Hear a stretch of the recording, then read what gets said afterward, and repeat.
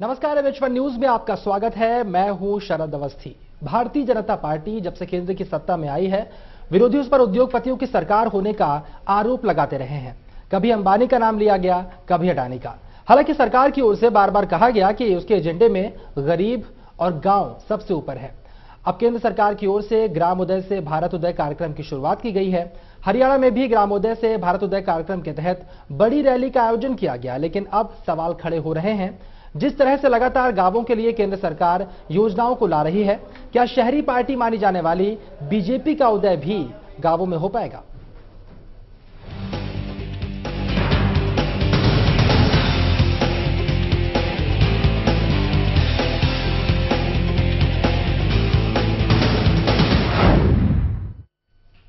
प्रधानमंत्री नरेंद्र मोदी ने 14 अप्रैल के ग्रामोदय से भारतोदय अभियान की शुरुआत की और इसी अभियान के तहत हरियाणा में शनिवार के दिन हरियाणा स्वर्ण जयंती पंचायत सम्मेलन हुआ।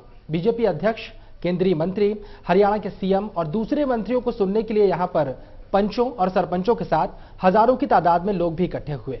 सभी नेताओं ने गांवों के लिए केंद्र सरकार की करोड़ों की योजनाओं का बखान किया और इसे सबसे निचले स्तर तक पहुंचाने का संकल्प भी लिया गया। सबसे पहले देख लेते हैं क्या खास रहा इस रैली में।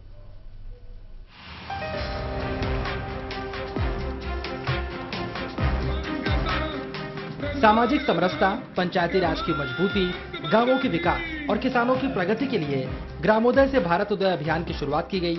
इसी अभियान के तहत जब हरियाणा में पंचों और सरपंचों की रैली हुई तो हरियाणा के सीएम और बीजेपी अध्यक्ष अमित शाह समेत केंद्र और राज्य सरकार के बड़े मंत्रियों ने कार्यक्रम में शिरकत की। बीजेपी अध्यक्ष अमित शाह ने कहा, पीएम मोदी चाहते हैं कि हर गांव गोकुल गांव हो, हर गांव को स्कूल, हॉस्पिटल और पक्की सड़कों जैसी सहूलियतें मिलें। बीजेपी अध्यक्ष ने कहा, केंद्र सरकार को हरियाणा पर पूरा भरोसा है कि वो ग्रामोदय से भारतोदय अभियान में सबसे आगे रहने का दम रखता है। हर गांव गोकुल गांव बने और गोकुल गांव बने इसका मतलब हर गांव संपूर्ण गांव बने। हर गांव में एक स्कूल हो, हर गांव में एक अस्पताल हो, हर गांव सड़क से जुड़ा हो, हर गांव में 24 घंटा बिजली हो, हर गांव में अच्छा पंचायत घर हो, हर गांव में एक अच्छी सहकारी समिति हो, एक दूध मंडली हो और एक खुशहाल बेरोजगारी से मुक्त गांव की रचना के लिए मोदी जी ने अभियान बनाया है। और इसी के अनुरूप ये बजट के अंदर अनेक योजनाओं लेकर भारत की सरकार आई है। मित्रों, हर गांव के अंदर 80 लाख रुपया सीधा पहुंचाने का काम ये भारतीय जनता पार्टी की मोदी सरकार ने किया है। हर कस्बे के अंदर 21 करोड़ रुपया पहुंचाने का काम ये भारतीय जनता पार्टी की मोदी सरकार ने किया है। गरीबों के लिए सस्ती दवाइयों की दुकानें, युवाओं के लिए मुद्रा बैंक की योजना जिसमें 10,000 से लेकर 10 लाख तक की लोन, कोई गारंटर बगैर, कोई कोलेटरल सिक्योरिटी के बगैर गरीब युवा को अपने रोजगार शुरू करने के लिए देने का काम करे। कोई ठेले। राज्य के सीएम मनोहर लाल ने इस दौरान केंद्र और राज्य सरकार की ओर से गांवों में चलाई जा रही कल्याणकारी योजनाओं की जानकारी दी। सीएम मनोहर लाल ने बताया, हरियाणा में विकास के लिए इस बार बजट 28% बढ़ाया गया है। गरीब परिवारों को मकान दिलवाने और 1 लाख कच्चे मकानों को पक्का करवाने के लिए जरूरतमंदों को 1.5 लाख रुपए मिलेंगे। हर गांव की गली को पक्का करने के लिए 5,000 करोड़ खर्च किए जाएंगे। महाग्राम पंचायत योजना के तहत 120 पंचायतों में सीवरेज और पानी की सुविधा मिलेगी। इस साल 1000 गांवों में ग्राम सचिवालय, 2,500 गांवों में इंटरनेट सुविधा। वहीं 3 साल में हर गांव को ग्राम सचिवालय और इंटरनेट सुविधाएं मिलेंगी। गांवों और जिलों में पूरी तरह से शौचालय बनाने वाले गांव और जिले पुरस्कृत भी किए जाएंगे। हरियाणा के हर घर में गैस सिलेंडर पहुंचाने का लक्ष्य भी हरियाणा सरकार ने रखा है। सीएम ने बताया कि ई पंचायत और पानी उनके प्रमुख लक्ष्य हैं। सीएम ने इस बात का भरोसा भी जाहिर किया कि हरियाणा की सरकार गांवों की बेहतरी के लिए ज्यादा से ज्यादा प्रयास करती रहेगी। दफ्तरों में जाकर के प्राप्त करते हैं, चाहे वो तहसील का ऑफिस हो, चाहे वो जिले का कार्यालय हो, चाहे वो बीडीओ का कार्यालय हो अथवा चंडीगढ़ का कार्यालय हो, इसमें इंटरनेट के माध्यम से हमको ऐसी सेवाएं अपने गांव में बैठे कैसे मिल सकती हैं। गांव-गांव में छोटे सचिवालय, ग्राम सचिवालय की जो हमने घोषणा की है, इस बार 1000 गांव के अंदर, इस साल में 1000 गांव के अंदर सचिवालय बनाए जाएंगे और आने वाले 3 वर्ष में सभी 6500 गांव के ग्राम सचिवालय बनेंगे। और ये ग्राम सचिवालय में वहां पर नेटवर्क, ब्रॉडबैंड नेटवर्क इस साल में 2500 गांव में पूरा होने जा रहा है और आने वाले 3 साल में सभी 6500 गांव में ये हमारा हर गांव के अंदर NOFN नेटवर्क जो है वो कंप्लीट हो जाएगा, उसकी तारें बिछा दी जाएंगी ताकि कोई भी गांव कहीं से भी इंटरनेट की व्यवस्था हमको चाहिए वो पूरी होगी। केंद्रीय मंत्री बीरेंद्र सिंह ने बताया किस तरह केंद्र सरकार की नीतियों से गांवों की अर्थव्यवस्था और ज्यादा मजबूत होगी और 60 महीनों के अंदर गांवों की तस्वीर बदल जाएगी। हरियाणा के अंदर जो आपके उठाए गए कदम हैं उससे हमारा हरियाणा मजबूत होगा। राजनीतिक तौर पे हम जो आदमी सिर्फ ढोंग की राजनीति करते आए हैं उनको मुंहतोड़ जवाब देंगे और उनको उनका चेहरा दिखाएंगे कि आपने तो 50 साल में हरियाणा को लूटने का काम किया है और हमने 60 महीने जब हमारे पूरे होंगे तो हम लोगों को दिखाएंगे कि हमने भ्रष्टाचार को मिटाया। हरियाणा के पंचायती राज मंत्री ओपी धनखड़ ने केंद्र सरकार का शुक्रिया अदा किया क्योंकि उन्होंने गांवों के लिए अपना खजाना खोला है। उन्होंने कहा अब सचिवालय सिर्फ चंडीगढ़ में नहीं हर गांव में होगा। सरकार मैं आभार व्यक्त करता हूँ आपका और भारत के प्रधानमंत्री का। आपने जिस तरह से गांव के लिए खजाना खोला है और जिस तरह से 14 से 24 का अपना पूरा समय और भारत के प्रधानमंत्री ने अपना पूरा समय फोकस किया है गांव पर, गरीबों की योजनाओं के लिए, किसानों की योजनाओं के लिए, ग्रामीण विकास की योजनाओं के लिए। मुझे आनंद है अध्यक्ष जी, हम हर गांव में केवल अब चंडीगढ़ में सचिवालय नहीं है, हमारे हर गांव में सचिवालय बनने जा रहा है ग्रामीण। जाहिर सी बात है सीएम, मंत्रियों और बीजेपी नेताओं की बातें सुनने से तो ऐसा लगता है कि गांवों की तकदीर चमकने वाली है, लेकिन नजर इस बात पर भी रहेगी क्या ग्रामोदय से भारत उदय सिर्फ 14 से 24 अप्रैल तक ही होगा या फिर बीजेपी और सरकार लगातार ग्रामोदय में जुटी रहेंगी। पवन राठी, MH1 न्यूज, सोनीपत।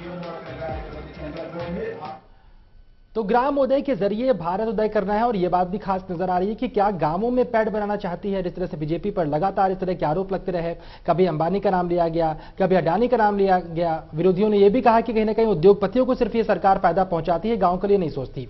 अब बीजेपी ने गांवों की ओर जाना शुरू किया है, गांवों के लिए एक के बाद एक योजनाएं लाई जा रही हैं और उसका प्रचार भी कहीं ना कहीं कर रही है। इस तरह की रैलियां जो हो रही हैं उससे इसका प्रचार भी हो रहा है। हम इस बात पर चर्चा करना शुरू करेंगे आखिरकार क्या बीजेपी अब जो ठप्पा लगा था कि शहरों की पार्टी है, उद्योगपतियों की पार्टी है, उस ठप्पे को हटाकर अब गांवों की ओर जा रही है। बातचीत करने के लिए हमारे साथ खास मेहमान जुड़ रहे हैं। हमारे साथ जुड़ रहे हैं ज्ञानचंद गुप्ता जी, बीजेपी के विधायक हैं, आपका बहुत बहुत स्वागत ज्ञानचंद गुप्ता जी। इसके अलावा हमारे साथ रमन शर्मा जुड़ रहे हैं कांग्रेस के, आपका भी बहुत बहुत स्वागत रमन जी। इसके अलावा अजय गुलिया जुड़ रहे हैं इंटरनेशनल लोकदल से, आपका भी बहुत बहुत स्वागत। शुरुआत करते हैं हम अजय जी से। अजय जी, आपने इस पूरी रैली को देखा, तमाम नेताओं की बात सुनी, चाहे वो बीजेपी के अध्यक्ष अमित शाह हो, चाहे वो मुख्यमंत्री मनोहर लाल खट्टर हो, इसके अलावा चाहे वो ओपी धनखड़ साहब हो, सबने एक बात कही कि हम गांवों के विकास पर जोर दे रहे हैं और कहीं ना कहीं गांवों का उदय होगा तभी भारत का उदय होगा। क्या आपको लगता है कि बीजेपी जिस ओर आगे बढ़ रही है गांवों का उदय दूर नहीं? देखिए अवस्थी जी, सबसे पहले तो मैं एक बात बता दूं, अगर इस प्रकार से ग्राम उदय अच्छे ढंग से किया जाए तो इसमें कोई बुराई नहीं। लेकिन मैं एक बात पूछना चाहता हूं कि इतने इनके लगभग 2 साल के शासनकाल में क्या कभी कोई ऐसा काम, ये एक काम गिना दें, बीजेपी के विधायक बैठे, मैं उनसे पूछना चाहता हूं जो गांव के लिए हुआ हो। ये लोग बात करते थे कि स्कूलों को अपग्रेड किया जाएगा, खास करके कन्या विद्यालयों को अपग्रेड किया जाएगा। एक स्कूल का ये नाम मुझे बता दें, टीवी पर बैठ करके एक स्कूल का नाम मुझे ये बता दें जिसको इन्होंने अपग्रेड किया हो।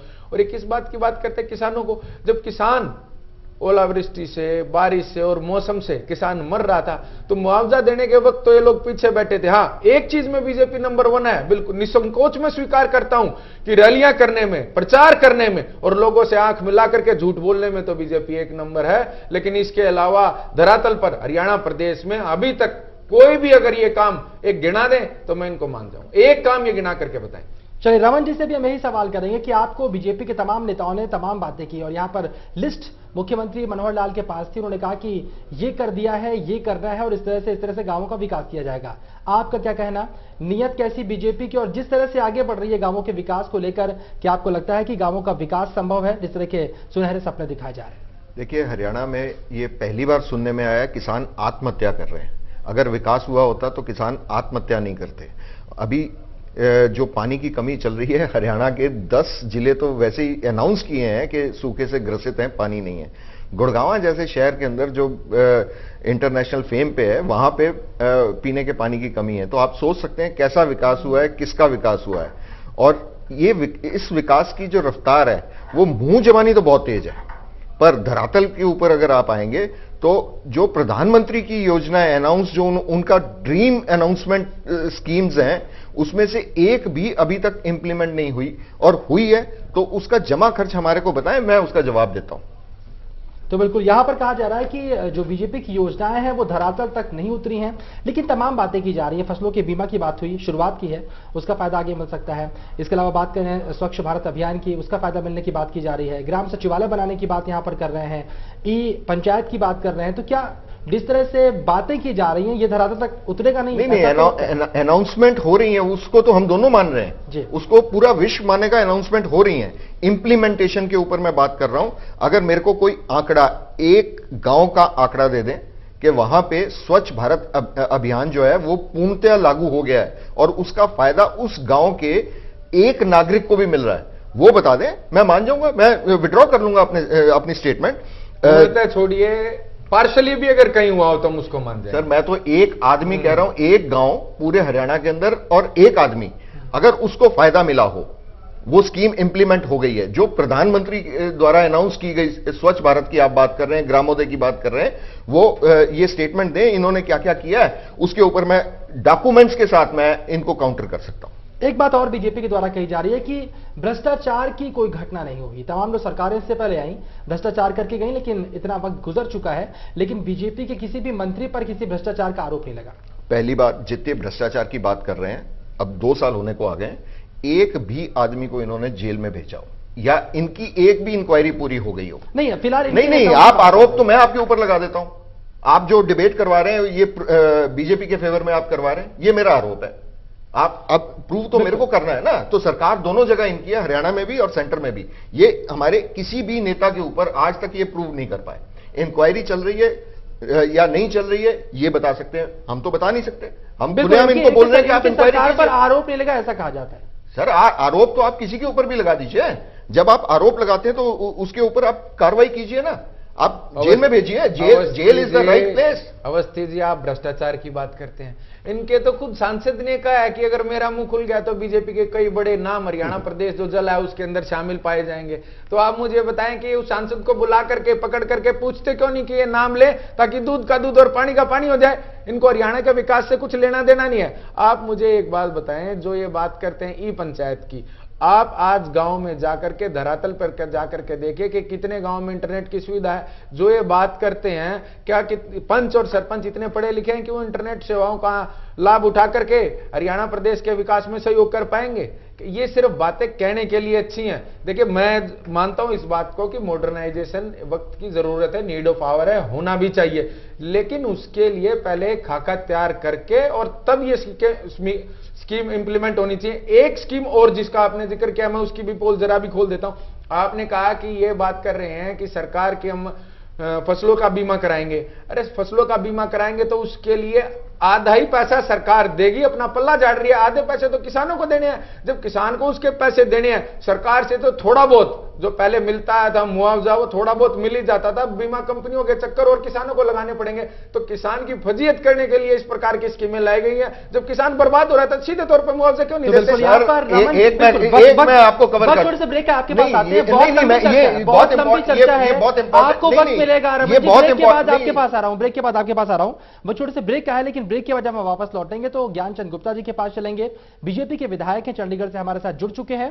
उनसे पूछेंगे तमाम जो आरोप इनेलो के प्रतिनिधि और कांग्रेस के प्रतिनिधि ने लगाए हैं और जिस तरह से बीजेपी के नेताओं ने विकास की बात की है, उन दावों में कितनी सच्चाई। वक्त छोटे से ब्रेक का, ब्रेक के बाद बीजेपी का जवाब।